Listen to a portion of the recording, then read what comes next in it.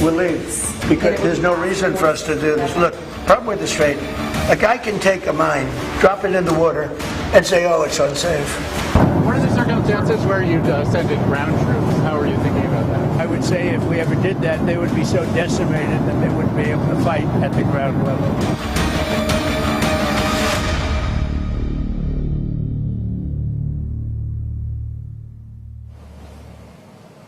Halo saudara, breaking news Kompas TV kembali hadir untuk Anda bersama saya Elgin Fridianto. Kali ini membahas terkait dengan eskalasi perang antara Iran, Israel dan juga Amerika. Saudara, militer Amerika Serikat menyerang kota Isfahan, Iran yang diyakini jadi tempat pangkalan udara utama Iran dan salah satu tempat pengembangan nuklir.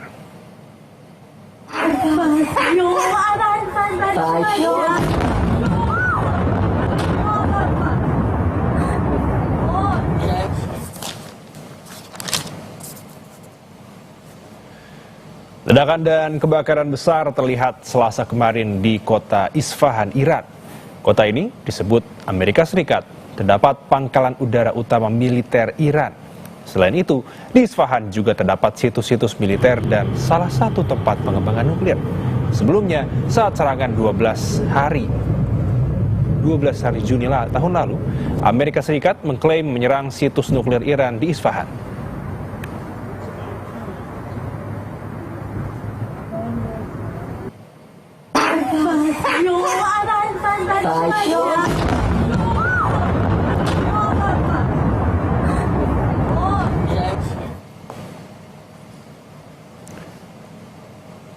که دیگه ناچارن در عملیات‌هایی که در روز گذشته شاهد بودیم ساختمان‌های مسئولی رو هدف قرار دادن این بار به ساختمان خودشون. Saudara, di kota Teheran, Iran terlihat sisa serangan termasuk di jalan dekat bekas kedutaan Amerika Serikat. Namun sejumlah saksi bilang tidak ada serangan rudal di sekitar bekas kompleks kedutaan besar AS di Teheran. Mereka menduga serangan terjadi di dalam kompleks ex-kedutaan besar AS. به نظر میرسه که دیگه ناچارن در عملیات‌هایی که در روز گذشته شاهد بودیم ساختمان‌های مسئولی رو هدف قرار دادن این بار به ساختمان خودشون حمله کردن. اگر مشاهده بکنید جای ترکش هست، ساختمان‌های مقابل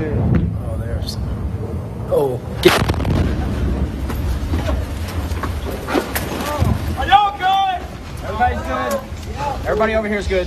Yeah. Good. I saw that one come in. You guys all right? Everybody okay? Yeah. Media Iran, Press TV melaporkan serangan Garda Revolusi Iran menembakkan rudal ke tentara Amerika. Detik-detik jatuhnya rudal direkam tentara Amerika yang nyaris mengenai mereka. Momen rudal balasan Iran menghantam pangkalan militer Amerika direkam tentara AS. Rudal Iran meledak hanya beberapa meter dari posisi tentara AS. Everybody over here is good? Yeah. Good. I saw that one come in. You guys all right? Everybody okay? Yeah. Oh, there's... Oh.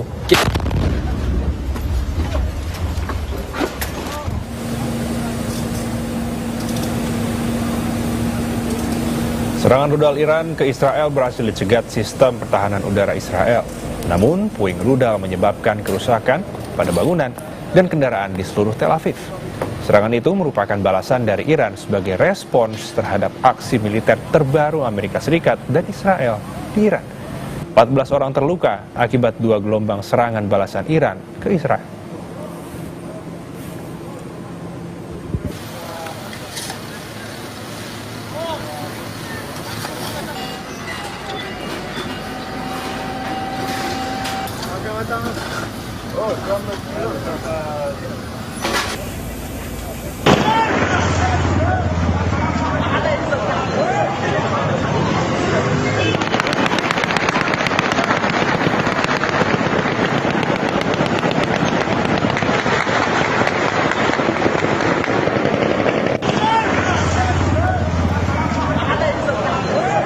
Sementara itu, saudara, di ibu kota Lebanon, Beirut, kembali diguncang serangan. Pasukan Israel melancarkan serangan udara ke Beirut. Serangan udara tersebut menyasar bangunan tempat tinggal di pinggiran selatan Beirut.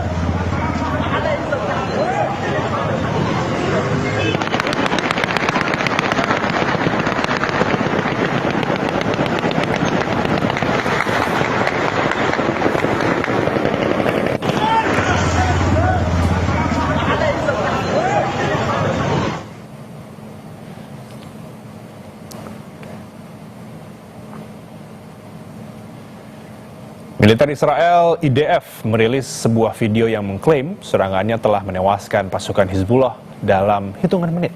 Serangan divisi ke-146 ini menyasar kelompok di Lebanon Selatan usai kelompok ini meluncurkan pesawat tak berawak ke arah pasukan Israel hingga terluka. Menurut IDF, para tentara yang mengalami luka telah dirawat di rumah sakit. Sebelumnya, saudara, Israel mengatakan 5 tentaranya tewas dalam bentrokan dengan Hizbullah selama 2 hari terakhir. Sementara 1 tentara lainnya mengalami luka sedang akibat pecahan roket dalam insiden terpisah saat pasukan Israel berupaya memperluas zona penyangga di Lebanon Selatan.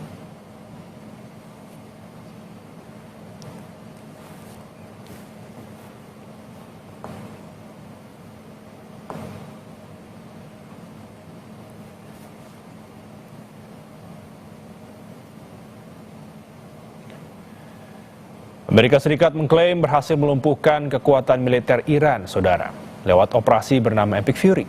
Komandan Komando Pusat Amerika Serikat Brad Cooper mengklaim kemampuan Iran menyerang keluar wilayah sudah jauh berkurang. Menurut Cooper, sebagian besar pertahanan udara dan gudang rudal Iran sudah hancur.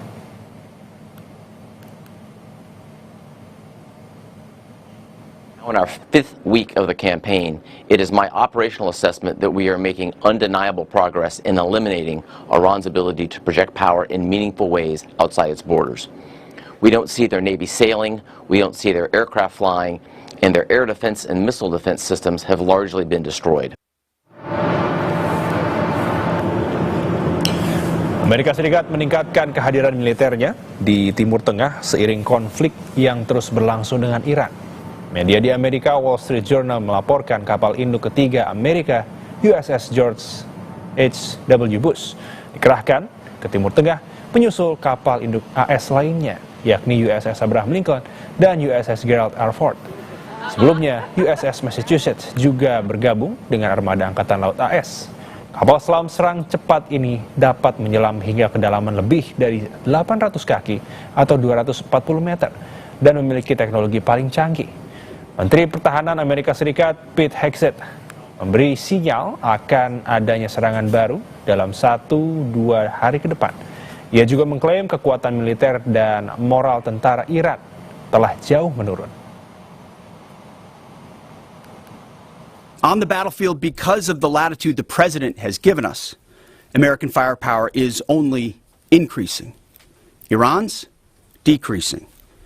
We have more and more options, and they have less. The upcoming days will be decisive. Iran knows that, and there's almost nothing they can militarily do about it. Yes, they will still shoot some missiles, but we will shoot them down. Saudara, memasuki pekan kelima perang AS Israel dan Iran, eskalasi saling serang belum menunjukkan tanda mereda. Presiden Prabowo Subianto dan Perdana Menteri Jepang Sanae Takaichi sepakat siap menjadi mediator konflik global. Amerika Serikat melalui Komandan Komando Pusat Brad Cooper menyatakan militernya berhasil melumpuhkan kekuatan militer Iran lewat operasi bernama Epic Fury. Kemampuan Iran untuk menyerang keluar wilayahnya disebut sudah jauh berkurang. Di tengah klaim kemenangan militer Amerika Serikat atas Iran, muncul sinyal penarikan pasukan dalam waktu dekat. Presiden Donald Trump menyatakan dalam waktu 2 hingga 3 minggu ke depan pasukannya akan pergi. Menurut Trump, misi utama memastikan Iran tidak memiliki senjata nuklir telah tercapai. Pardon me for interrupting. The U.S. will be gone or done with the war? I think we're 2 or 3 weeks. Yeah, 3 weeks. If it is, We'll leave because there's no reason for us to do this. Look, problem with the Strait, a guy can take a mine, drop it in the water, and say, "Oh, it's unsafe." It's not like you're taking out an army or you're taking out a country or they can drop it, or you can take a machine gun from the shore and shoot a few bullets at a ship. Or maybe an over-the-shoulder missile, small missiles. That's not for us. That'll be for France. That'll be for whoever's using the Strait. Sebelumnya Iran secara tegas menolak rencana perdamaian 15 poin yang diusulkan Trump dengan menyebut tuntutan itu berlebihan, tidak realistis, dan tidak logis. Iran juga menolak tuntutan Amerika Serikat untuk membuka kembali Selat Hormuz secara tanpa syarat tanpa adanya pengakuan atas otoritas dan kedaulatan Iran di wilayah itu. فعالیت می‌کنند در بقیه کشورهای همسایه هم منطقه هم به همین ترتیب. خواسته ما خیلی روشن هست. از کشورهای منطقه واقعا انتظار داریم که وفق اصل حسن همجواری و حقوق بین الملل مانع بشن از سوء استفاده آمریکا و رژیم صهیونیستی از امکانات و قلمروشون برای حمله به ایران. Prihatin dengan perang yang berkecamuk, dalam pertemuan dengan Perdana Menteri Jepang Sanae Takaichi di Tokyo, Jepang, Presiden Prabowo menyatakan kedua negara siap turun tangan jadi mediator perdamaian. Indonesia akan berusaha meyakinkan semua pihak untuk melakukan deeskalasi terkait konflik di Timur Tengah. Kami sepakat bahwa baik Jepang dan Indonesia akan berusaha keras untuk meyakinkan semua pihak untuk melakukan deeskalasi, dan kami pun siap untuk menjadi mediator bila diperlukan dan untuk fasilitasi usaha-usaha deeskalasi dan arah menuju perdamaian. Sebelumnya, Pakistan muncul sebagai pemain utama dalam upaya mendamaikan pertikaian antara Amerika Serikat, Israel, dan Iran. Dalam satu kesempatan, Presiden Trump sempat menyatakan keinginannya untuk berbicara dengan Iran. Namun dalam kesempatan lain, mengatakan siap mengeskalasi pengeboman.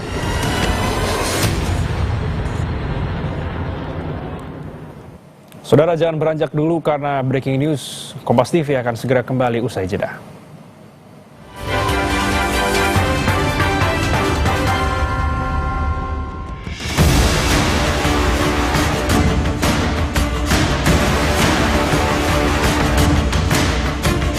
We'll leave because there's no reason for us to do this. Look, problem with the Strait, a guy can take a mine, drop it in the water, and say, oh, it's unsafe.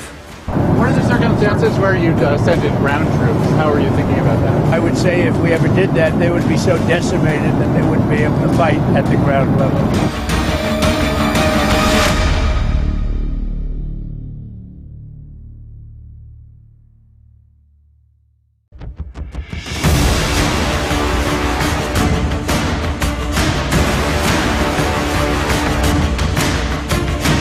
We'll leave because there's no reason for us to do this. Look, problem with the Strait, a guy can take a mine, drop it in the water, and say, oh, it's unsafe. What are the circumstances where you'd send in ground troops? How are you thinking about that? I would say if we ever did that, they would be so decimated that they wouldn't be able to fight at the ground level.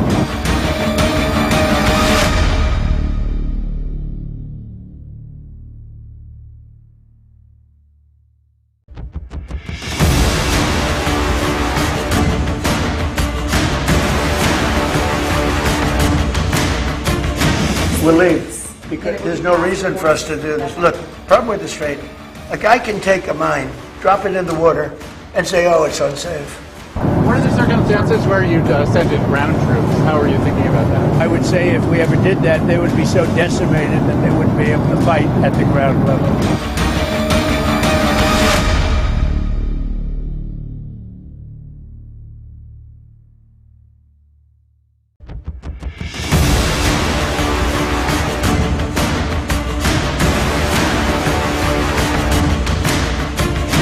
We'll leave because there's no reason for us to do this. Look, problem with the Strait, a guy can take a mine, drop it in the water, and say, oh, it's unsafe.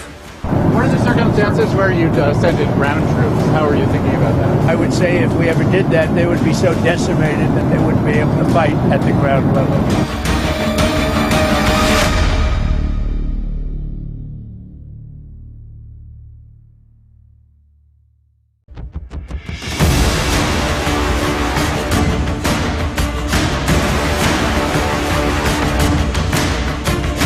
We'll leave because there's no reason for us to do this. Look, problem with the Strait, a guy can take a mine, drop it in the water, and say, oh, it's unsafe.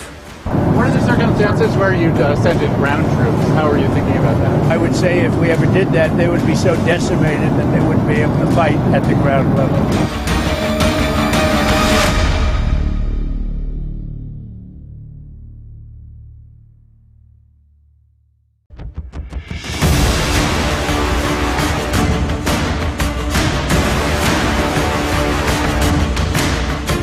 TV kembali hadir untuk Anda, Saudara. Masih bersama saya, Elgin Fridianto. Saudara, sebuah fasilitas minyak utama milik Castrol asal Inggris di Erbil, Irak, terbakar usai terkena serangan drone.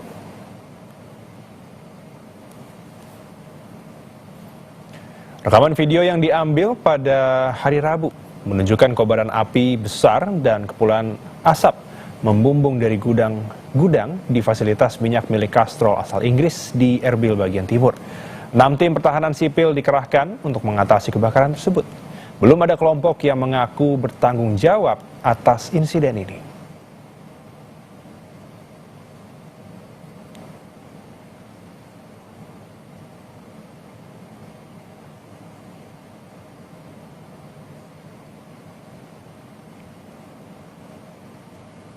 Amerika Serikat mengklaim berhasil melumpuhkan kekuatan militer Iran lewat operasi bernama Epic Fury. Komandan Komando Pusat Amerika Serikat Brad Cooper mengklaim kemampuan Iran menyerang keluar wilayah sudah jauh berkurang. Menurut Cooper, sebagian besar pertahanan udara dan gudang rudal Iran sudah hancur. Now in our 5th week of the campaign, it is my operational assessment that we are making undeniable progress in eliminating Iran's ability to project power in meaningful ways outside its borders. We don't see their Navy sailing, we don't see their aircraft flying, and their air defense and missile defense systems have largely been destroyed.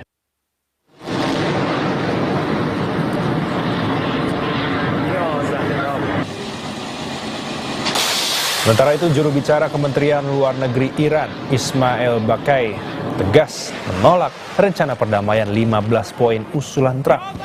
Iran menganggap proposal tersebut hanya menguntungkan kepentingan AS serta Israel. Iran menolak tuntutan AS untuk membuka kembali Selat Hormuz tanpa syarat dan pengakuan atas otoritas dan kedaulatan Iran di wilayah tersebut.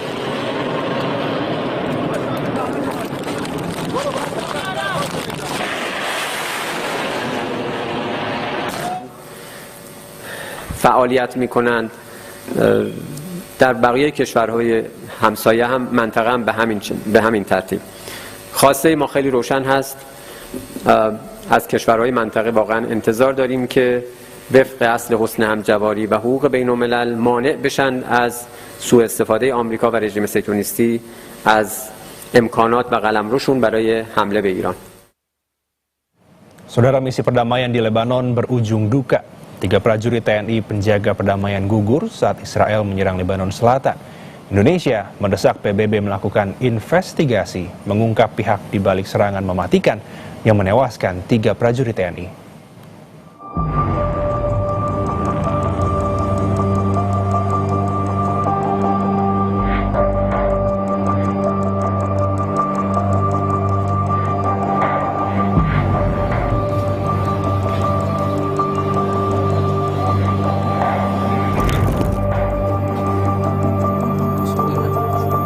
Suasana duka masih terasa di rumah Praeka Farizal Ramadan, prajurit TNI yang gugur di Lebanon Selatan.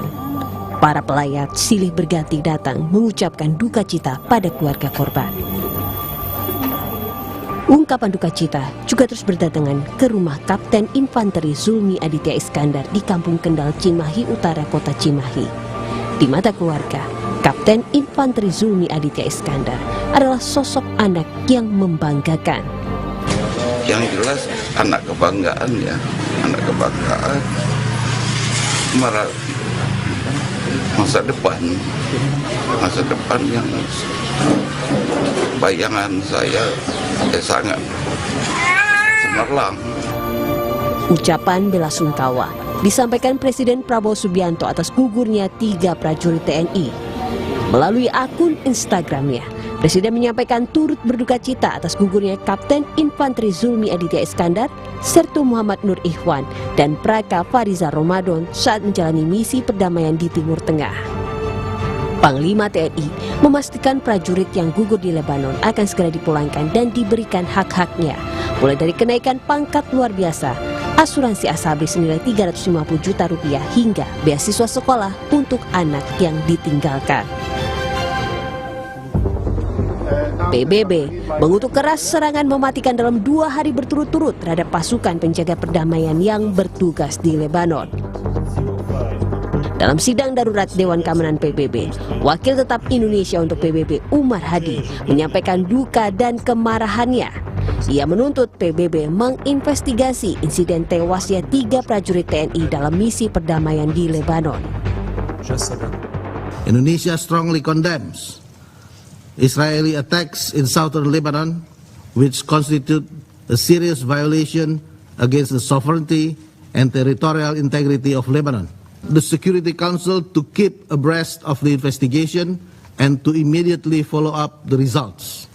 We demand that the perpetrators must be held legally accountable. Immunity must not become the standard, and attacks against peacekeepers must not be repeated nor tolerated. PBB tengah menginvestigasi 2 peristiwa serangan yang menewaskan 3 prajurit TNI di Lebanon Selatan.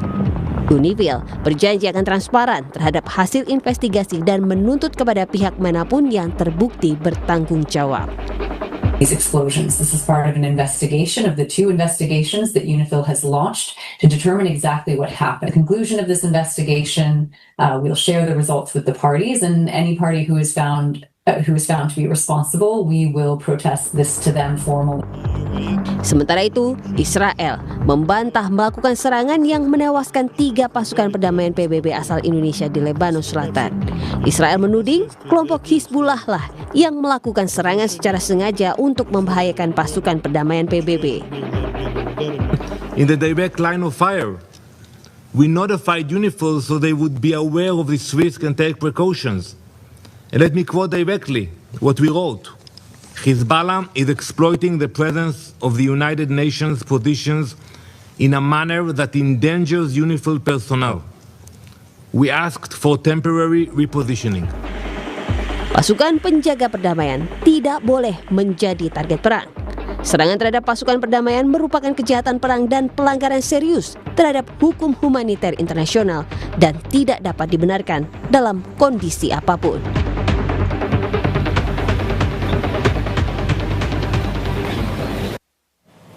Saudara, perang di Timur Tengah terus berkecamuk di tengah alotnya negosiasi Iran dan Amerika Serikat, termasuk Indonesia dan Jepang, menawarkan untuk menjadi mediator demi perang berakhir. Kita bahas bersama jurnalis Kompas TV sekaligus pemerhati pertahanan, ada Julius Suman, dan nanti akan bergabung juga bersama kami Direktur Jaringan Moderat Indonesia Islah Barawi. Mas Julius, terima kasih untuk waktunya Mas Julius. Sebenarnya bagaimana Mas terkait dengan eskalasi pada minggu kelima kali ini? Mungkin bisa dijelaskan itu terlebih dahulu, eskalasi terlebih dahulu bagaimana Mas Julius? Ya, belakangan ini memang terjadi eskalasi, terus ada perubahan doktrin, yang paling kelihatan itu perubahan doktrin perang Iran.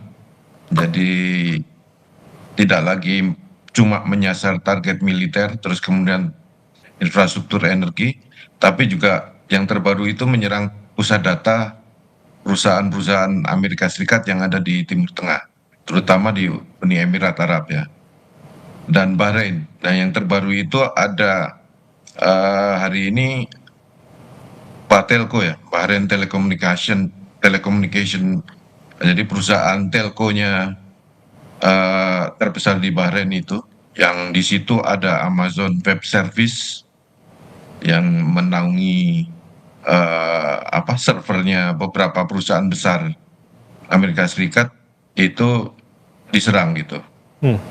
Terus kemudian IRGC juga menarget 18 perusahaan. Sebenarnya ada total 18 perusahaan terafiliasi, diantaranya Meta, Google, Microsoft dan lain-lain gitu ya. Jadi ini pusat data, pusat sarafnya data perusahaan-perusahaan penting, termasuk yang beberapa di antaranya itu yang memproduksi algoritma Project Maven itu.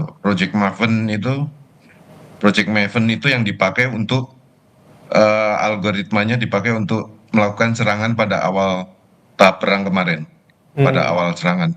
Jadi dia menarget sekitar 1.000 target gitu. Jadi algoritma itu membantu untuk mempercepat, mengidentifikasi, menarget dan seterusnya gitu ya, dengan cepat gitu. Mana yang harus di outputnya adalah bagaimana serangannya bisa tepat gitu ya, sesuai sudah dihitung gitu kan. Kalau perang kan ada mana target yang harus dikejar, mana yang diutamakan. Nah itu mesin itu yang, nah rupanya sebetulnya sangat taktis banget Iran langsung menyasarnya dengan menyerang pusat data itu gitu ya. Dan satu serangan ke Balteko Bahrain hari ini itu cukup akan membuat perusahaan-perusahaan Amerika Serikat lainnya yang tadi disebut 18 perusahaan itu pasti akan mikir. Mereka pasti akan panik bagaimana memindahkan servernya dan lain sebagainya. Karena kita tahu Timur Tengah ini tidak saja pusatnya ini ya produksi minyak, tapi juga pusat data gitu. Ada pengembangan intelijen buatan dan selanjutnya. Berikut. Nah, kita juga membacanya begini, Elgin. Yang jadi titik tumpu itu nanti 6 April. Trump kan bilang ada jeda 6 April ya, jeda untuk melakukan serangan. Nah, beberapa analis maksudnya mungkin serangan operasi darat gitu. Operasi darat kemana gitu. Ini yang sedang opsinya ditimbang-timbang gitu. Apakah itu Kirk Island dan selanjutnya. Nah, kalau dari pergerakan pasukan terus kemudian aset militer Amerika Serikat itu terlihat memang ada beberapa pergerakan. Kalau beberapa hari lalu ada pesawat yang mengangkut pasukan khusus gitu ya, beberapa Night Stalker dan sebagainya. Terus kemudian kita juga dengar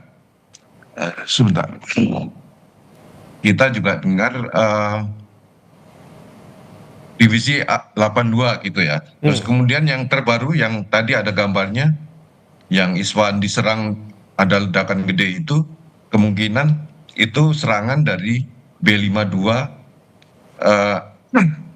pembom B-52. Kemungkinan berangkat dari Fairford, Inggris, atau Diego Garcia itu membawa bom-bom JDAM buat membom bunker-bunker gitu. Nah, ini salah satu tandanya nih, pemboman dengan bom-bom penetrasi itu bisa jadi yang disasar adalah bunker-bunker komando itu. Kan Iran selama ini masih bisa melawan membalas dengan misil balistik dan drone gitu ya. Nah itu kan pasti dikoordinir. Nah kemungkinan ini yang disasar oleh beberapa pembom B2, B52 dan B1. Dari pangkalannya ada di Fairford, basis titik tumbuhnya, sama di Diego Garcia. Nah ini pergerakannya yang kelihatannya. Terus kemudian ada pergerakan aset yang lain. Nah saya membayangkannya ini sebagai persiapan, kemungkinan persiapan. Jadi pendahuluan untuk memberi pesan, misalnya kalau nanti ada bukan invasi ya, tapi operasi darat yang disebut-sebut itu, bisa jadi ini untuk melemahkan sistem pertahanan Iran gitu, untuk awalnya, dan memberi pesan nanti pasti akan diserang gitu. Nah mungkin beberapa hari ini pembomannya akan rutin. Pembomannya akan rutin. Nah kemudian aset lain yang saya sebut tadi, ada aset A-10 Warthog, itu pesawat untuk dukung serang gitu. Dia subsonik sebetulnya, nggak cepet, tapi itu menandakan dia itu operasi dukung serang darat gitu ya, close air support namanya. Jadi operasi pesawat yang khusus untuk operasi serang darat. Jadi dia nggak bisa cepat, misalnya dia kecepatannya itu nggak secepat F-16 atau F-35, tapi dia lebih subsonik. Nah, untuk memburu target di darat. Nah, itu juga jadi pertanda mungkin akan ada operasi darat atau operasi laut. Oke. Nyasar kapal boat misalnya dan sebagainya. Oke. Saya membaca tanda-tandanya ya. Nah, terus kemudian juga ada pergerakan, jadi ada satu pesawat yang untuk perang elektronik. Dia EA-37 namanya. Electronic Attack. Ini pesawat khusus untuk menjamming sistem radar, komunikasi, dan signal intelijen gitu. Kurang lebih. Ini biasanya di awal-awal serangan utama nanti misalnya kalau itu terjadi. Nah, ini sudah ada pergerakan nih. Unit ini pesawat yang nggak semua negara punya gitu. Nah, ini dia punya, dikhususkan itu. Saya jadi melihat beberapa tanda mungkin disiagakan untuk jelang 6 April itu. Seperti itu. Oke, baik. Dan Mas Julius sudah bergabung bersama kita pada dini hari ini. Ada Direktur Jaringan Moderator Moderat Indonesia, maksud kami, Islah Bahrawi. Mas Islah, selamat dini hari, Mas. Selamat pagi semuanya, Mas Julius, pemirsa Kompas. Baik. Pagi, Mas Islah. Mas Islah dengan El di studio. Mas Islah tadi sudah mendengar mungkin penjelasan sedikit dari Mas Julius. Sebenarnya kalau dari Mas Islah sendiri, terkait dengan eskalasi perang di minggu kelima ya, sudah bulan April saat ini, bisa dijelaskan terlebih dahulu menurut Mas Islah bagaimana? Ya, memang seperti yang sudah kita duga bahwa perang ini pasti tidak akan sebentar, dan perang ini akan berlangsung kurang lebih sepanjang tidak ada negosiasi. Saya kira akan terus berlangsung karena ini perang harga diri juga gitu. Dan inilah yang terjadi, dan perang di darat ini besar kemungkinan ini akan menjadi zero sum game-nya Amerika atau juga bisa menjadi zero sum game-nya Iran gitu. Memang ini adalah perang yang akan menjadi penentu gitu. Siapakah yang akan kalah dalam tanda kutip, meskipun berkali-kali saya katakan tidak ada yang menang dalam perang itu. Semuanya kalah. Pada akhirnya kan hanya jumlah korban yang akan dihitung dan kerugian-kerugian gitu. Tapi kalau kita melihat eskalasi ini, mengapa Amerika memilih ground military deployment, saya kira Amerika sudah merasa bahwa kekuatannya Iran ini berada di peluru kendali yang seolah-olah bisa melompati banyak wilayah, dan dia sudah menghancurkan banyak basis-basis militer Amerika di Arab. Jadi lebih baik perang darat aja sekalian, kurang lebih begitu mungkin. Tapi saya kira ini adalah keputusan yang bisa jadi salah. Karena memang jalur negosiasi, saya kira Iran pun juga menyadari bahwa Amerika pada perang Teluk tahun 91 dan perang di Timur Tengah pada tahun 2003, Amerika selalu memainkan pause and play gitu. Jadi negosiasi tapi kemudian Amerika menghantam di tengah negosiasi itu. Kita ingat, mungkin Pak Julius juga mungkin ingat, perang tahun 91 ketika pasukan Irak menyerbu Kuwait, Amerika meminta perang akan dihentikan sepanjang pasukan Irak ditarik dari Kuwait. Ketika ditarik oleh Irak pasukan dari Kuwait, di tengah jalan mereka dibombardir habis. Sampai dikatakan bahwa itu adalah jalan mundur bagi pasukan Irak, tapi sekaligus menjadi kuburan massal gitu. Nah, kejadian-kejadian yang kemudian bisa jadi kenapa Iran itu sangat pesimis dengan tawaran negosiasi dari Amerika, apalagi memang perang ini dimulai ketika negosiasi tentang nuklir itu sedang berlangsung dan Amerika menyerangnya. Jadi saya kira Iran juga tidak akan begitu mudahnya diajak untuk bernegosiasi, dan pasti Iran juga akan lebih berharap perang di darat. Saya meyakini itu karena kita tahu pengalaman dari tentara Iran sendiri itu lebih banyak dilakukan di darat ketika perang dengan beberapa negara, termasuk juga dengan Irak waktu itu dalam perang Teluk. Iran juga lebih banyak melakukan head to head di darat. Jadi saya kira Iran optimis dengan perang darat dan Amerika optimis dengan perang darat. Jadi ini pertempuran dua preman yang mungkin memang akan sulit untuk dipisahkan. Jadi saya kira ini akan membuat runyam berbagai casualty, berbagai dampak-dampak langsung atau tidak langsung terhadap negara sekitar. Oke, berarti kalau misalnya seperti itu Mas Islah bisa dikatakan seperti yang dikatakan Mas Julius sebelumnya mungkin bukannya malah menarik mundur pasukan tetapi malah menambah pasukan. Ini bisa menjadi sinyal perang akan berkepanjangan. Saya melihatnya begini, ini bukan hanya akan memperpanjang durasi perang, karena narasi-narasi yang dipakai oleh Trump selama ini kan sebenarnya ingin menenteramkan stok marketnya. Kita tahu stok market di Amerika itu nyemplung semua dan harga minyak di dalam negeri Amerika itu juga semakin naik gitu. Sehingga ada yang perlu ditentramkan oleh Trump dengan memainkan narasi-narasi untuk membangun sentimen positif terhadap pasar.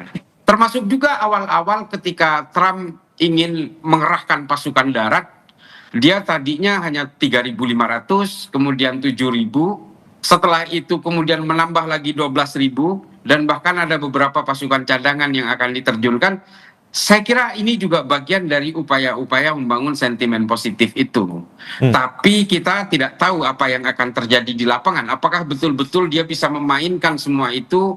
Apakah kemudian Inggris juga mau memberikan Diego Garcia? Apakah Inggris juga akan mengikhlaskan pangkalan militernya yang di Siprus dan seterusnya. Tapi memang Amerika lebih memilih untuk perang darat ini saya kira karena memang minimnya dukungan dari aliansi-aliansi Amerika. Oke, baik. Mas Julius, tanggapan Anda seperti apa? Melihat mungkin yang dikatakan oleh Mas Islah bahwa sekutu tidak ada yang ingin membantu Amerika. Sementara Amerika sendiri mungkin sekarang sudah menerjunkan seperti yang dikatakan oleh Mas Julius sebelumnya. Tenaga perangnya semua difokuskan di Timur Tengah. Saya melihatnya begini, sepertinya kalau sentimen publik Amerika Serikat kan sangat tidak pro perang ya, secara dominannya. Maksudnya mayoritas nggak pro.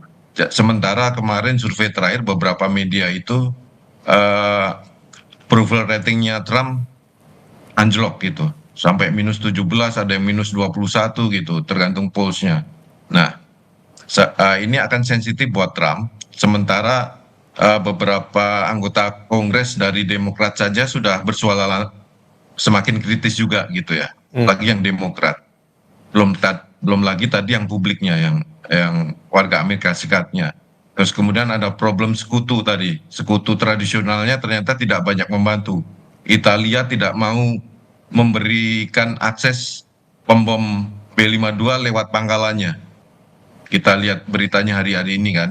Terus kemudian Inggris ini unik nih. Inggris bilang tidak mau, ini bukan perangnya Inggris, tapi nyatanya pembom B-52 yang hari-hari ini membom Isfahan tadi, yang sedang memburu bunker-bunker komandonya IRGC itu, yang saya tadi bilang mungkin ini persiapan. Nah itu kan berangkat dari pangkalan Fairford di Inggris, dan ada laporan dari Diego Garcia. Nah, dengan kata lain, nah terus kemudian tadi ada berita di awal Elgin, yang ada warehouse-nya Castrol di Erbil di Irak. Nah itu sinyal Iran sebetulnya melakukan retaliasi dianggap ke perusahaan yang mewakili kepentingan Inggris gitu, Castrol. Nah, itu sebetulnya memberi sinyal kepada Inggris jangan cawe-cawe gitu. Beda dengan misalnya Italia tadi langsung menolak gitu, tidak ngasih akses. Terus kemudian Prancis juga. Jadi Eropa, NATO ini terbelah-belah juga sebagian. Ya yang unik ya Inggris itu tadi, posisinya memang mungkin dia kan waktu perang Irak kan dia satu-satunya juga negara NATO yang mendukung, negara NATO yang lain enggak gitu. Nah ini mungkin karena historisnya mungkin dia bilangnya tidak netral, bukan perangnya Inggris, bukan perangnya Eropa, tapi ya pangkalannya diberikan akses juga buat Amerika Serikat gitu. Kan Amerika Serikat sudah nyaris hampir nggak punya tumpuan di 13 basisnya di Timur Tengah ya. Jadi sekarang dia harus dari Israel, dari Yordania, Siprus mungkin, tapi yang terlihat sekarang dari Fairford sama Diego Garcia gitu. Nah, saya melihatnya begini Elgin, menjelang deadline 6 April itu, orang kan berspekulasi, banyak analis yang melihat apa nih yang akan dilakukan Trump, apakah nanti operasi darat. Nah, dalam konteks itu, Iran ini kan sebetulnya dalam beberapa sejak awal, mungkin sejak pekan kedua, 3, 4 itu sudah menunjukkan keunggulan strategisnya. Dia sudah menguasai 2 choke point, 1 choke point Hormuz, dia bisa kendalikan, terus kemudian lewat Houthi, dia bisa melakukan ancaman disrupsi di Bab al-Mandeb yang vital untuk jalur terusan Suez ke Teluk Aden dan selanjutnya ke Samudra India dan seterusnya gitu. Jadi sangat vital gitu ya. Nah, dengan 2 itu aja plus ditambah Lebanon dan Irak tadi yang Erbil tadi kan diserang oleh kemungkinan besar oleh PMF atau proksinya Iran di sana. Terus kemudian Lebanon, Israel sendiri juga udah kewalahan ngadepin manuver taktiknya Hizbullah nih belakangan ini, karena Hizbullah pakai teknologi juga sekarang ini. Beda dengan perangnya sebelum-sebelumnya. Roket masih, tapi ada taktik gerilyanya, penggunaan drone dan sebagainya seperti di Ukraina. Jadi itu bikin Israel keteteran, banyak tank Merkavanya yang hancur karena perang drone kamikaze gitu. Nah, dalam konteks itu mendekati deadline itu sepertinya Iran sudah unggul. Saya membahasakannya sebagai Iran ini sekarang memainkan power play-nya gitu. Dia bisa menentukan arah nih sejauh ini ya, karena dia unggul strategis di situ. Ditambah dia masih punya kapabilitas senjata misil dan drone. Ditambah choke point sama beberapa proksi itu ya. Nah, tampaknya Trump ini kan sudah kalah strategis. Nah, dia berusaha untuk mengimbangi gitu, membalikkan keadaan. Minimal dia Amerika Serikat itu kalaupun kalah jangan kalah banget lah gitu, kurang lebih. Kalau kalah ya masih terhormat, syukur-syukur bisa ngunci Iran juga gitu, bonusnya gitu, bisa ngimbangin gitu, karena udah kalah strategis tadi yang saya sebut tadi kan. Nah, dia memainkan yang sekarang fasenya adalah menurut saya menuju 6 April itu adalah pressure play. Dia memainkan permainan menekan. Jadi ada serangan militer ke target militer cukup intens, dan sekarang dia sudah menurut saya sudah tidak menyasar regime change lagi. Dia menyasar targetnya adalah memaksa Teheran untuk mengubah perilaku Teheran gitu. Entah itu pimpinan elit nasionalnya, misalnya elit sipilnya. Tapi kalau IRGC kan kemungkinan sulit untuk diubah perilakunya gitu kan. Tetap akan militan gitu kan. Nah, tapi namanya politik, tampaknya sekarang yang dikejar adalah itu, mengubah perilaku, terus kemudian untuk memaksakan beberapa tuntutan yang intinya kurang lebih demilitarisasi dan mengurangi pengaruh IRGC. Menurut saya seperti itu. Oke, baik. Perbincangan kita masih akan berlanjut, Mas Islah dan juga Mas Julius, tapi Breaking News Kompas TV harus jeda sejenak, jangan beranjak dulu, saudara.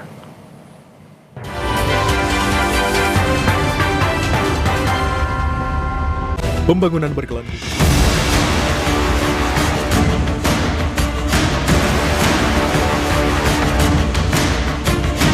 We'll leave because there's no reason for us to do this. Look, problem with the Strait, a guy can take a mine, drop it in the water, and say, oh, it's unsafe. What are the circumstances where you'd send in ground troops? How are you thinking about that? I would say if we ever did that, they would be so decimated that they wouldn't be able to fight at the ground level.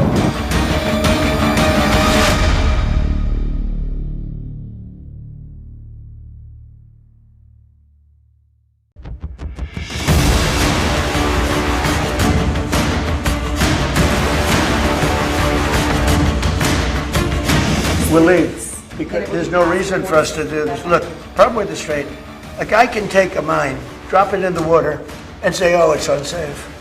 What are the circumstances where you'd send in ground troops? How are you thinking about that? I would say if we ever did that, they would be so decimated that they wouldn't be able to fight at the ground level.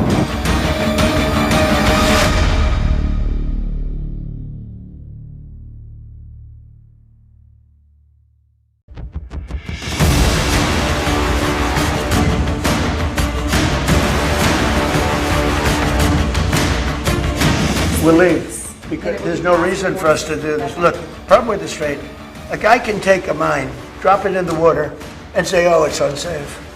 What are the circumstances where you'd send in ground troops? How are you thinking about that? I would say if we ever did that, they would be so decimated that they wouldn't be able to fight at the ground level.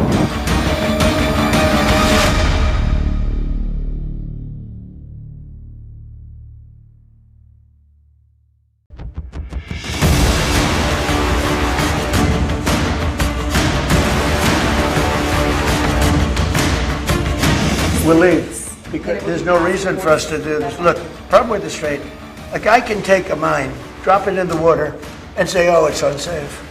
What are the circumstances where you'd send in ground troops? How are you thinking about that? I would say if we ever did that, they would be so decimated that they wouldn't be able to fight at the ground level.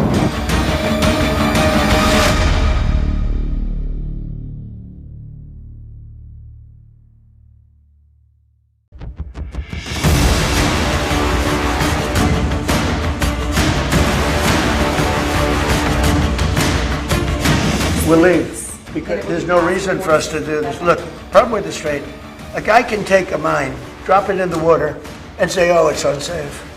What are the circumstances where you'd send in ground troops? How are you thinking about that? I would say if we ever did that, they would be so decimated that they wouldn't be able to fight at the ground level.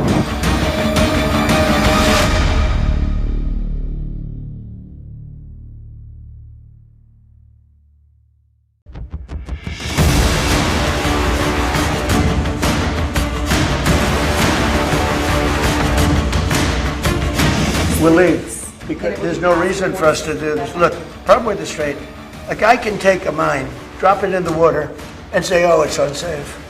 What are the circumstances where you'd send in ground troops? How are you thinking about that? I would say if we ever did that, they would be so decimated that they wouldn't be able to fight at the ground level.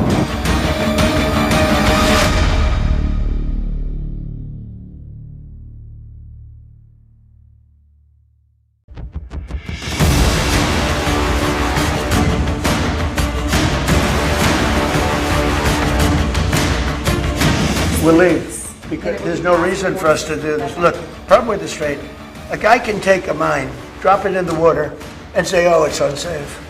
What are the circumstances where you'd send in ground troops? How are you thinking about that? I would say if we ever did that, they would be so decimated that they wouldn't be able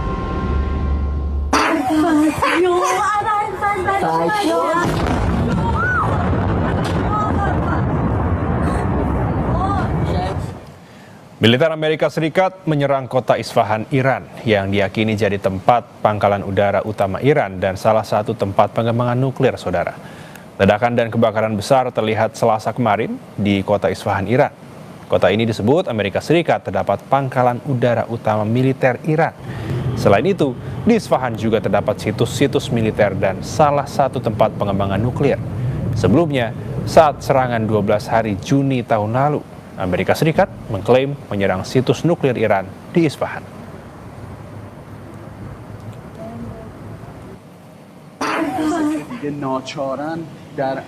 Di kota Teheran, Iran, terlihat sisa serangan, termasuk di jalan dekat bekas kedutaan Amerika Serikat.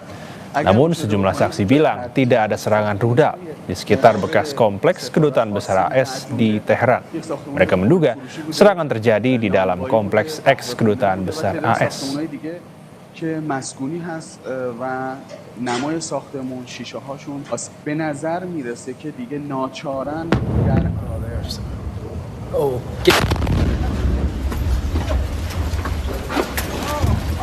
Media Iran Press TV melaporkan serangan Garda Revolusi Iran menembakkan rudal ke tentara Amerika.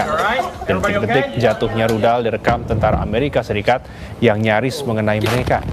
Momen rudal balasan Iran menghantam pangkalan militer Amerika direkam tentara AS. Rudal Iran meledak hanya beberapa meter dari posisi tentara AS.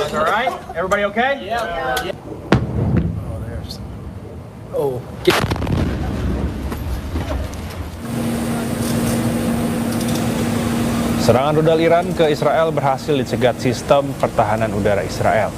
Namun, puing rudal menyebabkan kerusakan pada bangunan dan kendaraan di seluruh Tel Aviv. Serangan itu merupakan balasan dari Iran sebagai respons terhadap aksi militer terbaru Amerika Serikat dan Israel di Iran. 14 orang terluka akibat 2 gelombang serangan balasan Iran ke Israel.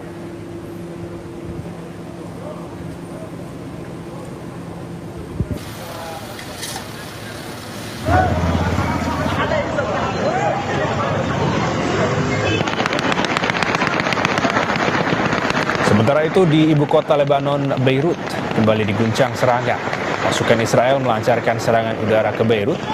Serangan udara tersebut menyasar bangunan tempat tinggal di pinggiran selatan Beirut.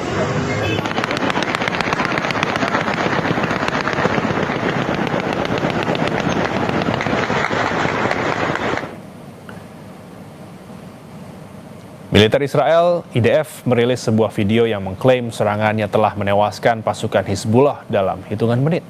Serangan divisi ke-146 ini menyasar kelompok di Lebanon Selatan, usai kelompok ini meluncurkan pesawat tak berawak ke arah pasukan Israel hingga terluka. Menurut IDF, para tentara yang mengalami luka telah dirawat di rumah sakit.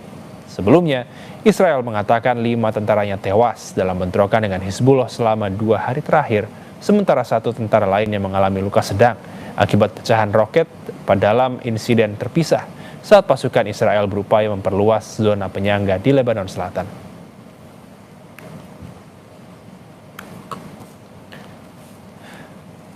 Dan saudara, kami masih terhubung dengan Direktur Jaringan Moderat Indonesia, ada Mas Islah Bahrawi, dan juga jurnalis Kompas TV sekaligus pemerhati pertahanan, ada Mas Julius Suman. Saya ingin ke Mas Islah terlebih dahulu. Mas Islah, di informasi sebelumnya bahwa dikatakan Presiden Prabowo Subianto bersama dengan Perdana Menteri Jepang siap untuk menjadi penengah seperti itu. Namun sebelumnya juga sempat ada berita bahwa Pakistan terlebih dahulu mengajukan diri sebagai penengah antara Iran dan juga Amerika Serikat. Melihat hal seperti ini, bagaimana? Apakah bisa terwujud atau bagaimana, Mas Islah? Menurut saya memang upaya-upaya untuk menghentikan perang ini hanya bisa dilakukan apabila negara-negara terdampak ini mengeluarkan sebuah resolusi secara kolektif. Tidak bisa dilakukan secara parsial, satu negara nggak bisa. Memang harus bersatu semua melakukan konsolidasi. Negara-negara terutama di negara Asia Selatan, Asia Tenggara, dan Asia Timur ini kemudian melakukan sebuah konsolidasi bersama, lalu memberikan tekanan-tekanan politik terhadap Amerika maupun Iran untuk segera menghentikan perang. Kalau hanya dilakukan sendiri-sendiri, saya kira selama ini kan yang terjadi adalah negara-negara itu mencari selamat masing-masing gitu, mencari selamatnya sendiri-sendiri. Malaysia yang penting kapal tankernya bisa melewati Selat Hormuz, lalu negara lain juga berupaya untuk melakukan upaya yang sama. Tapi kalau negara-negara terdampak ini tidak bersatu, lalu kemudian memberikan tekanan yang kuat terhadap Amerika maupun kepada Iran, saya kira perang ini tidak akan pernah selesai kalau memang negara-negara terdampak ini tidak memberikan tekanan yang luar biasa kepada para pihak yang sedang berperang itu. Dan kita tahu di negara kita pernah sejarah yang sama ketika masa Perang Dingin. Soekarno mengumpulkan banyak negara, pemimpin banyak negara Asia dan Afrika untuk memberikan tekanan kepada Blok Timur dan Blok Barat dengan membuat non-aligned country. Ini kan sebenarnya adalah cara yang sama, kemudian membentuk satu kaukus, satu kesepakatan bersama untuk memberikan tekanan supaya perang ini segera berhenti gitu. Kalau tidak secara bersama-sama, saya kira Iran juga tidak mungkin akan tunduk begitu saja terhadap tekanan 1-2 negara yang saya kira juga Amerika juga mengalami hal yang sama, karena saya bilang berkali-kali juga di beberapa media bahwa perang ini adalah perang harga diri. Ini sudah tumpang tindih dengan perang politik, ekonomi, ideologi, dan bahkan ke arah teologi gitu. Ini kan bukan sesuatu yang mudah untuk menghalangi berbagai multispektrum yang kemudian melatar belakangi perang yang sebenarnya perang politik pada awalnya. Tapi kan kemudian ini berdampak kemana-mana dengan segala agendanya. Amerika juga ingin menguasai minyak, dan Iran kemudian ingin menghegemoni minyaknya juga dan seterusnya. Dan Iran pasti ingin menunjukkan superioritasnya di kawasan Timur Tengah. Sama seperti Amerika yang selama ini menghegemoni kekuatan-kekuatan politik dari berbagai negara yang ada di Timur Tengah.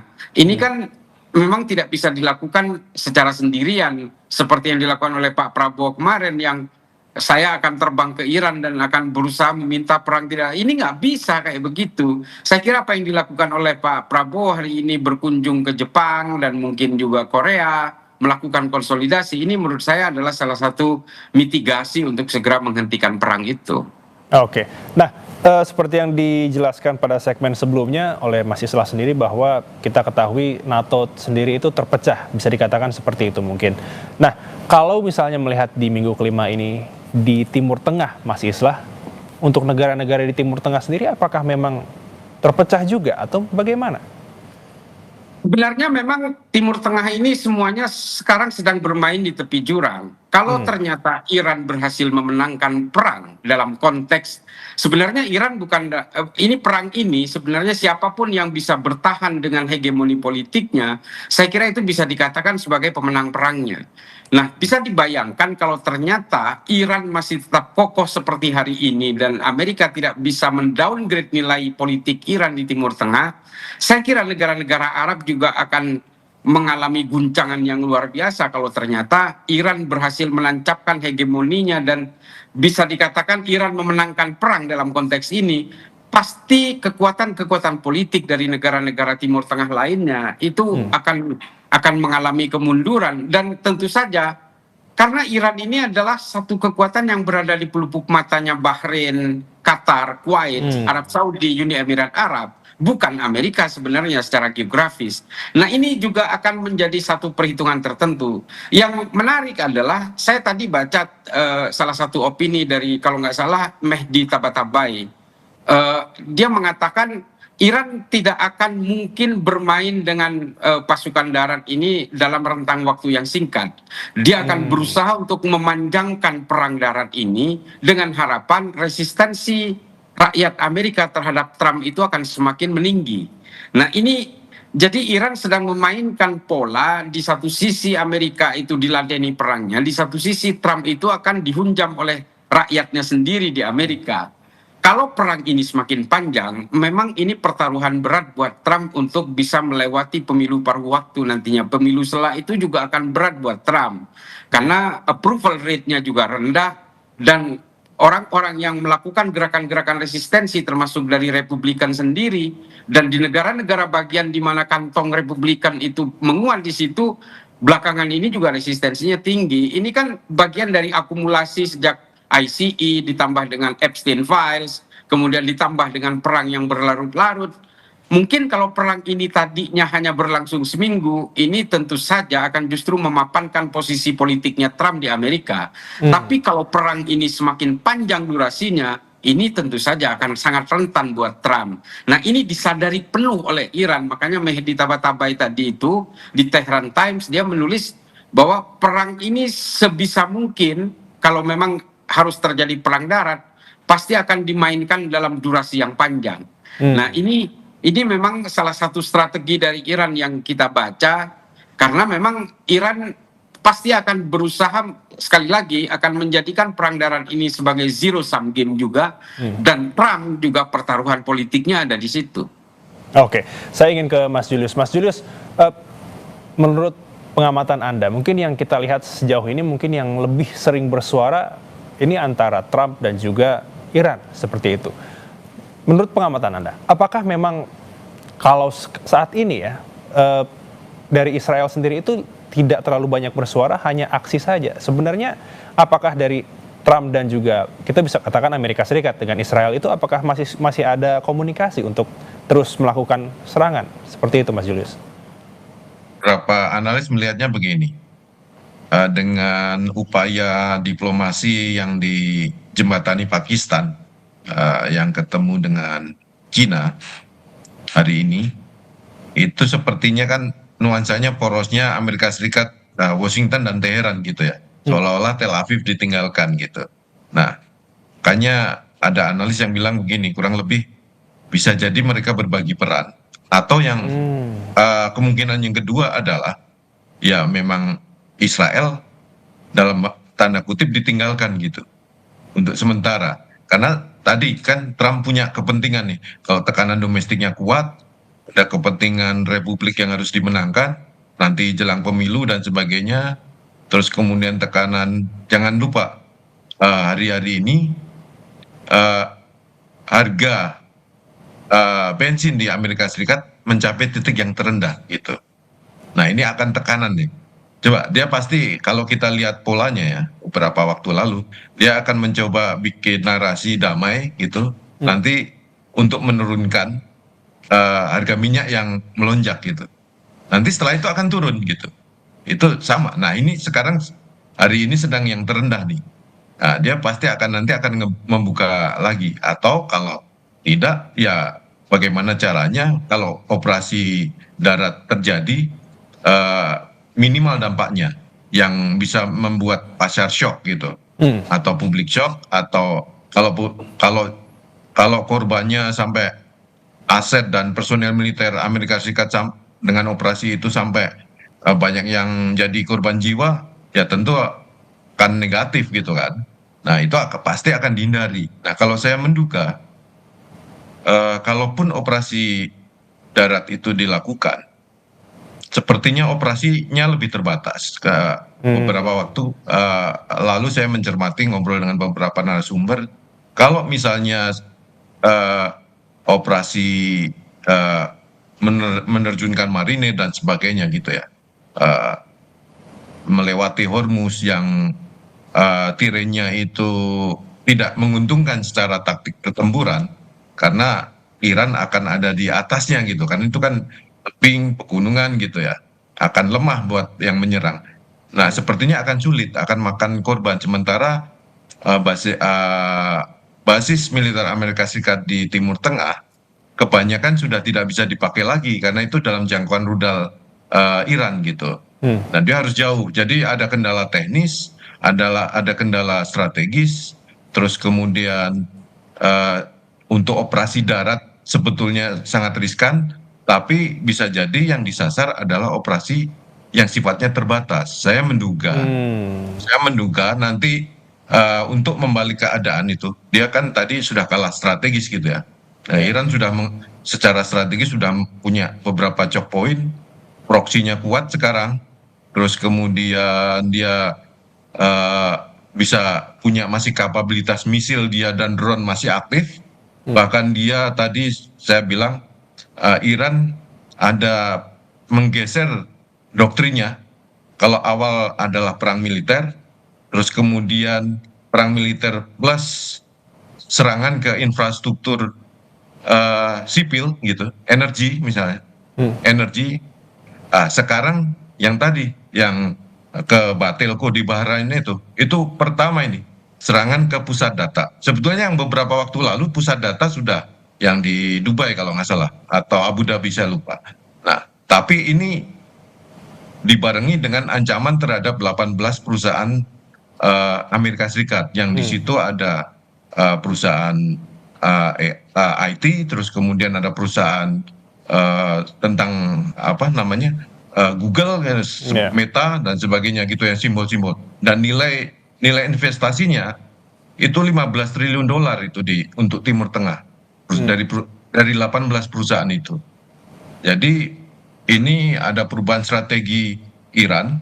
Dia berusaha melakukan sekali lagi nih perang asimetrik yang akan membuat rugi ekonomi Amerika Serikat dan negara-negara Teluk. Jangan lupa negara-negara Teluk itu sudah sejak tahun 80-an sudah memproyeksi diri untuk jadi kekuatan ekonomi baru, hub nggak cuma dari minyak gitu. Nah, rupanya dengan serangan ke Batelco hari ini itu menjadi penanda Iran itu bisa menyerang lagi nih secara asimetrik, bisa menimbulkan kerugian besar buat Amerika Serikat dan sekutu-sekutu Arabnya gitu. Nah ini makin menurut saya itu yang makin membuat bingung beberapa negara Arab. Kalau Uni Emirat Arab tadi saya lihat di Wall Street Journal sepertinya mau ikut perang gitu. Tapi saya nggak yakin tuh, nggak terlalu yakin. Mereka udah gondok semua, sebetulnya udah karena negaranya kan diserang gitu ya. Tapi mereka berpikir kalau ikut perang nilai kerugiannya jangan-jangan lebih besar. Itu yang membuat mereka berpikir jauh. Dan mereka ini sudah lama tidak siap perang seperti halnya Eropa. Jadi ada masa kurang lebih tidak ada perang itu hampir 3 dekade ya. 2 sampai 3 dekade. Jadi negara-negara Teluk itu sepertinya tidak membayangkan bakal ada perang lagi setelah perang Teluk gitu. Terus kemudian negara-negara Eropa juga, terutama NATO, juga tidak siap. Inggris saja ini keteteran ya. Kapal destroyernya sama frigatnya ternyata sedikit yang operasional.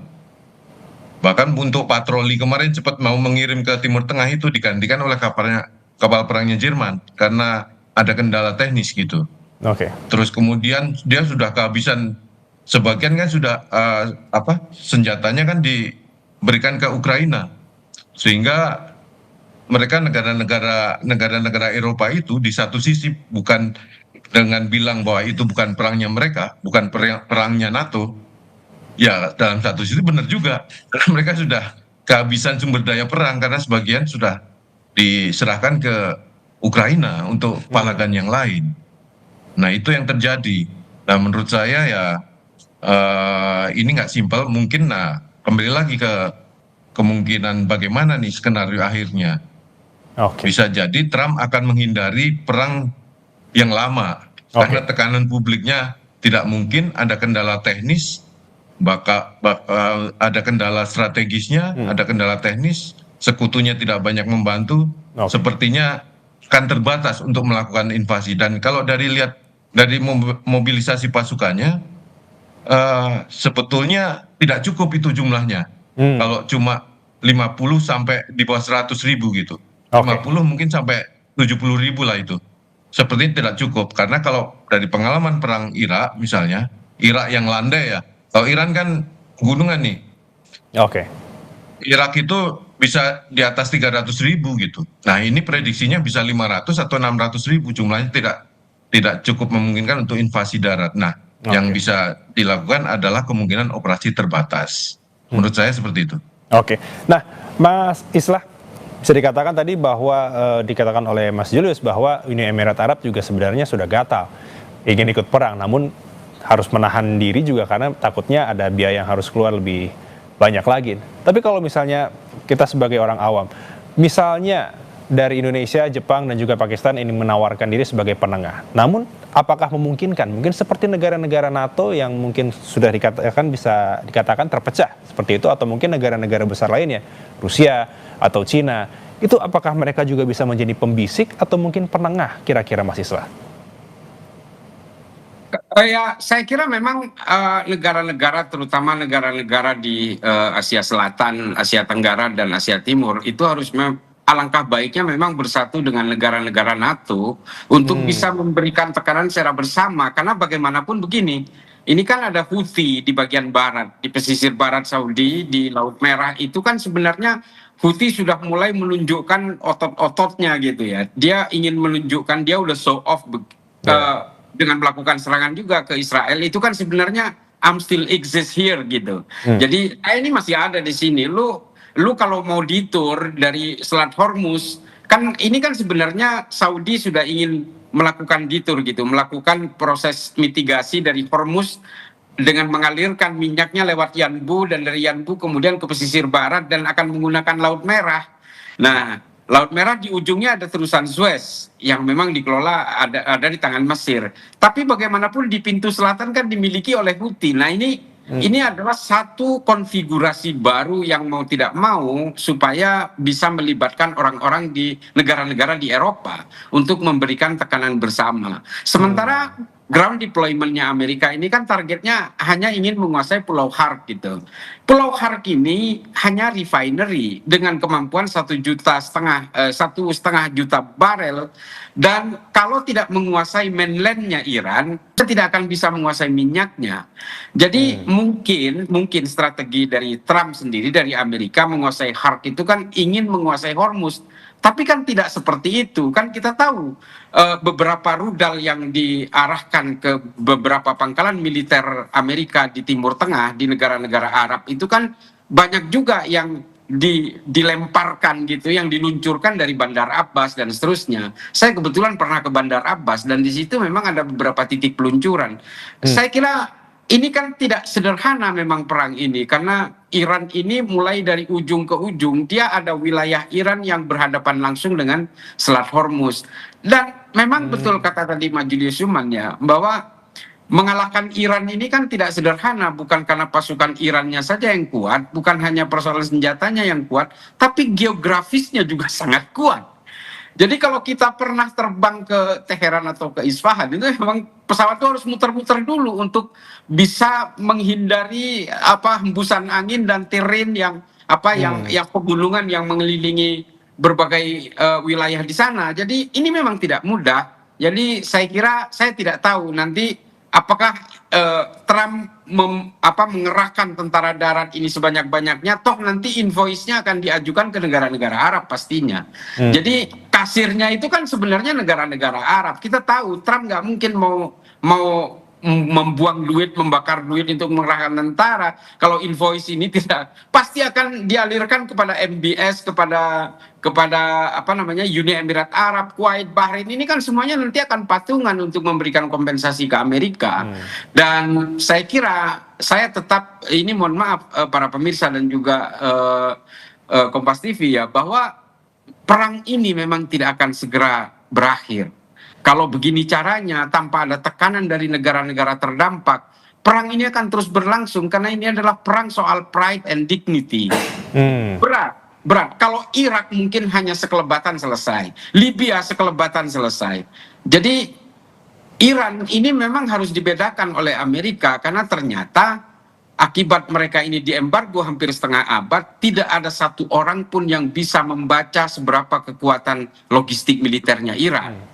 Dan kita semua bisa membaca kekuatan senjata satu negara itu kan dari manifest pembelian. Masalahnya Iran ini membuat sendiri di dalam negerinya. Jadi kita tidak tahu seberapa banyak senjata yang mereka punya gitu. Ya, oke. Baik, perbincangan kita masih akan terus berlanjut. Mas Islah dan juga Mas Julius masih sangat menarik. Namun breaking news Kompas TV harus jeda sejenak. Jangan beranjak dulu.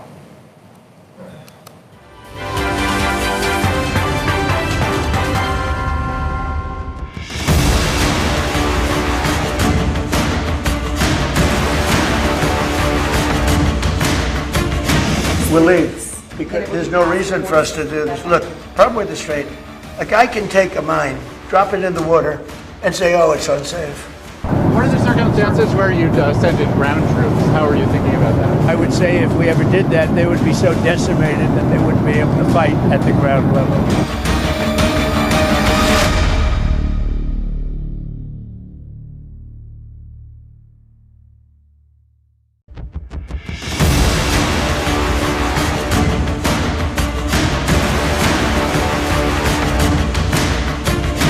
We'll leave because there's no reason for us to do this. Look, problem with the Strait, a guy can take a mine, drop it in the water, and say, oh, it's unsafe. What are the circumstances where you'd send in ground troops? How are you thinking about that? I would say if we ever did that, they would be so decimated that they wouldn't be able to fight at the ground level.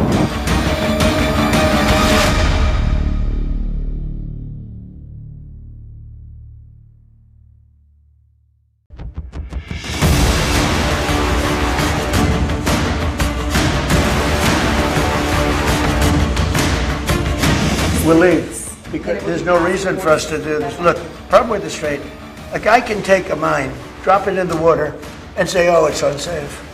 What are the circumstances where you'd send in ground troops? How are you thinking about that? I would say if we ever did that, they would be so decimated that they wouldn't be able to fight at the ground level.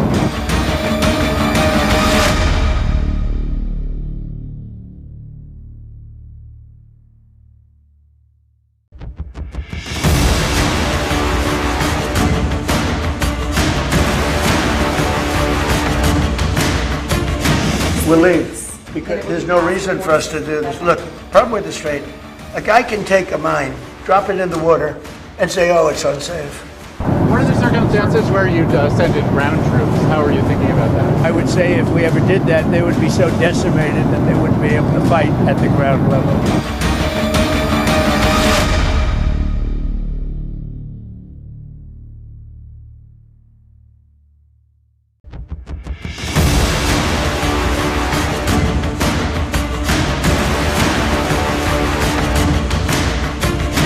We'll leave because there's no reason for us to do this. Look, problem with the Strait, a guy can take a mine, drop it in the water, and say, oh, it's unsafe. What are the circumstances where you'd send in ground troops? How are you thinking about that? I would say if we ever did that, they would be so decimated that they wouldn't be able to fight at the ground level.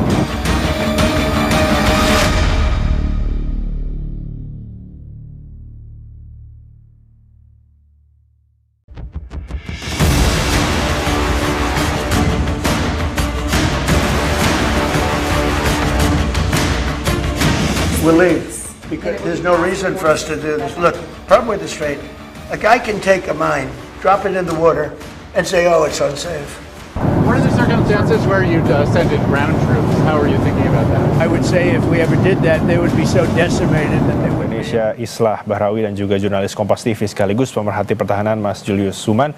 Saya ingin ke Mas Islah terlebih dahulu. Mas Islah, sebenarnya dengan jalur diplomasi yang masih bisa dikatakan buntu ya, sebenarnya apakah masih ada peluang realistis untuk deeskalasi perang? Bagaimana Mas Islah? Ya, memang negosiasi memang pasti harus terus dilakukan ya dengan berbagai cara, dengan berbagai mitigasi. Tapi sekali lagi kalau saya pribadi ya menganggap bahwa negosiasi dengan negara-negara yang terbatas atau apalagi Pakistan misalnya, Pakistan ini meskipun dia bergandengan dengan Cina dalam konteks ini, tapi kan Iran pasti berpikir juga bahwa perangnya Pakistan dengan India kemarin itu kan juga Pakistan juga beraliansi dengan Amerika dan seterusnya. Artinya termasuk juga perangnya Pakistan dengan Afghanistan yang belakangan ini itu kan juga bagian dari proksinya Amerika untuk menghantam Taliban gitu. Tapi ini kan memang konfigurasi politik di kawasan Asia Selatan dan Timur Tengah ini sejak dulu memang selalu urusannya kan bukan hanya persoalan perang, tapi juga persoalan ideologi juga berkecamuk di situ. Saya kira yang lebih efektif adalah apabila negara-negara seperti negara Asia Tenggara yang bisa dikatakan netral, Asia Timur dan Eropa, lalu kemudian memberikan pressure yang sangat kuat terhadap Amerika. Ini kan sebenarnya kalau kita lihat dari bagaimana metodenya Trump bergerak dalam 2 minggu terakhir, sepertinya Trump itu kebingungan juga untuk melakukan proses-proses exit strategi yang pas itu seperti apa gitu. Karena dia sudah merasakan bahwa collateral damage-nya itu sudah mulai ekornya melenting ke negaranya sendiri, termasuk resistensi terhadap dirinya, harga minyak yang naik, stock market juga yang semakin turun, dan ini kan sebenarnya membuat Trump juga gelisah sendiri bagaimana exit plan-nya kan Iran juga tidak, Amerika kan exit plan-nya juga tidak jelas gitu. Trump memainkan narasi-narasi dan sebagainya untuk membangun sentimen positif, tapi toh pada akhirnya tidak berlangsung lama, hitungan 1-2 hari kemudian pasarnya kemudian hancur lagi gitu. Karena ketika denial dilakukan oleh Iran, ini kan kemudian juga berdampak menjadi sentimen yang negatif. Nah, proses-proses seperti ini, negara-negara ini harus melakukan konsolidasi untuk memberikan exit strategi juga kepada Trump, bagaimana caranya untuk mundur dari perang ini. Saya kira kalau soal Israel, ini sebenarnya persoalan yang sudah berlangsung ratusan tahun dan mungkin ribuan tahun. Jadi saya kira dalam konteks ini kalau Amerika mundur dari perang ini, saya kira juga Israel juga paling ya hanya bisanya head to head dengan Hezbollah di Lebanon Selatan. Tapi kalau Amerika itu mundur dari Iran, saya kira mitigasi terhadap bangkitnya ekonomi dan adanya recovery ekonomi bagi negara-negara terdampak secara perlahan akan kembali pulih gitu. Oke, Mas Julius, pandangan Anda seperti apa? Apakah mungkin dengan menambahkan pasukan menuju itu? Telah negosiasi itu ada ya. Hari ini sudah diinisiasi Pakistan, karena Pakistan uniknya adalah satu negara yang hampir bisa diterima oleh pihak-pihak yang berperang ataupun yang berkepentingan di Timur Tengah. Dia bisa diterima, dia punya fakta pertahanan sama Arab Saudi, tapi juga dekat dengan Iran. Terus kemudian dia bisa diterima oleh Amerika Serikat, oleh Trump, tapi bisa juga diterima oleh Beijing. Beijing sangat penting, karena nanti ini akan jadi salah satu pihak yang sebetulnya harusnya dia berkepentingan dengan perdamaian. Nah, sesuai komunikasinya yang bersama Pakistan hari ini, dua Menlu Pakistan dan Menlu Cina, itu menyoroti yang utama sebetulnya sudah jelas, penghargaan terhadap kedaulatan masing-masing negara, berarti itu kan menunjuk ke kedaulatan Iran dan kedaulatan negara-negara Arab Teluk yang jadi imbas collateral damage perangnya Iran. Terus kemudian dia juga menyoroti bahwa dialog satu-satunya jalan untuk keluar dari perang ini. Terus kemudian dia juga menyoroti pentingnya navigasi dan pelayaran di Selat Hormuz. Artinya kan dia punya kepentingan. Karena kita tahu bahwa 20% minyak Cina diimpor dari wilayah Teluk dan sebagian besar dari Iran. Jadi dia kepentingan kalau sampai itu terdisrupsi. Begitu juga Pakistan. Pakistan itu negara yang terdisrupsi paling awal dengan akibat dari gejolak di Selat Hormuz itu. Nah, betul bahwa pintu negosiasi itu sebetulnya kepentingan konflik bisa disatukan, bisa dinegosiasikan ketika ada kepentingan bersama. Nah, kepentingan bersamanya apa? Ya minyak, ya LPG, ya produk turunannya. Kita mendengar ada soal fosfat yang buat urea, karena mempengaruhi negara-negara produsen jagung, bahkan sampai Australia saja terdampak gitu. Artinya banyak negara yang sebetulnya berkepentingan dengan perdamaian di Timur Tengah gitu. Menurut saya, termasuk Eropa. Maka ketika Trump mengungkapkan kejengkelannya terhadap negara-negara NATO itu dalam tanda kutip ada benarnya. Karena ternyata beberapa tanker besar punya Prancis, Jerman itu masih terjebak di Teluk Persia gitu. Nah, dia tidak melakukan apa-apa gitu. Nah, harusnya dia juga ikut rombongan dalam hal ini adalah ikut barisan diplomatik, mendorong pintu negosiasi itu semakin terbuka lebar gitu. Nah, termasuk dengan Cina. Nah, Indonesia bisa mengambil peran dalam rangka itu, misalnya dengan bertemu Perdana Menteri Jepang, terus kemudian mungkin beberapa Korea Selatan, karena kita tahu minyak di Timur Tengah itu sebagian besar mengalir ke Asia, negara-negara Asia.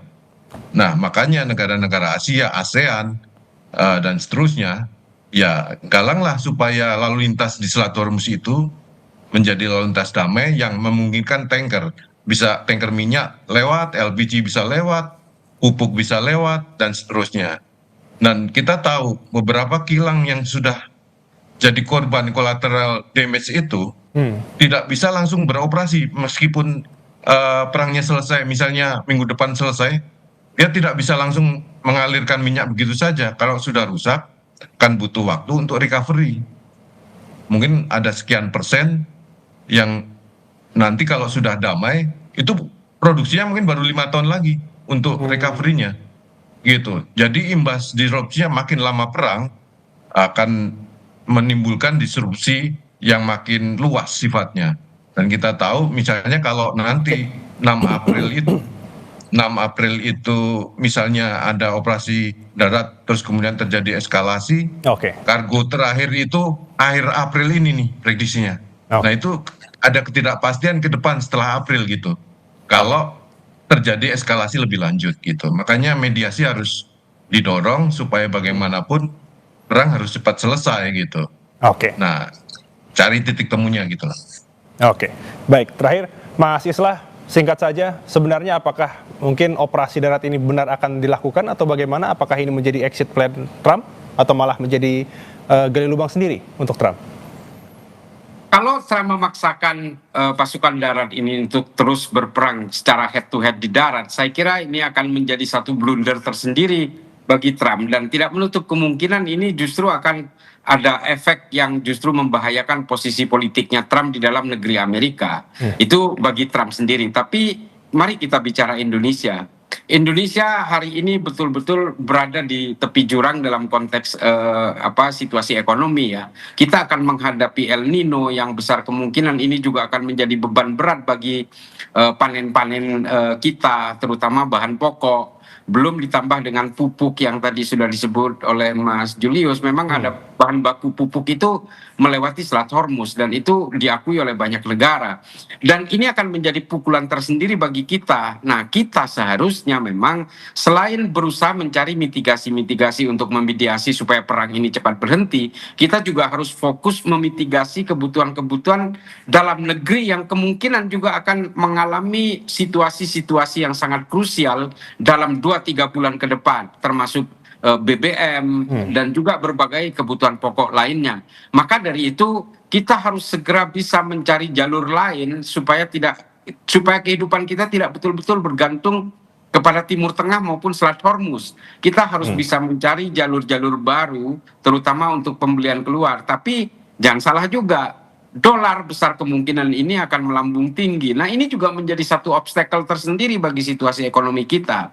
Jadi sabar-sabarlah menjadi bangsa Indonesia hari ini, dan saya kira disinilah diperlukan kelincahan dan kecerdikan pemerintah kita untuk melakukan upaya mitigasi ekonomi. Kalau memang perang ini terus berlanjut, sesuai dengan kemarin opininya, salah satu opini di Bloomberg yang besar, bisa jadi kemungkinan ini akan sampai ke tahun 2027. Ini kan ngeri sekali. Jadi kita harus siap-siap dengan berbagai kemungkinan yang tidak menutup kemungkinan juga efek-efek politiknya itu akan juga terasa di dalam negeri kita. Ini sungguh sangat bahaya bagi kita semua. Baik, terima kasih Mas Islah Bahrawi, Direktur Jaringan Moderat Indonesia, dan juga Mas Julius Suman, jurnalis Kompas TV sekaligus pemerhati pertahanan. Luar biasa sekali diskusi kita dini hari ini. Terima kasih, sampai kita berjumpa lagi di lain kesempatan, Bapak-Bapak. Terima kasih Mas Islah, Elgin. Dan saudara, demikian breaking news Kompas TV. Terus saksikan update terbaru terkait dengan perang Iran, Israel, dan juga Amerika Serikat hanya di program-program Kompas TV. Saya Elgin Fridianto pamit. Sampai jumpa.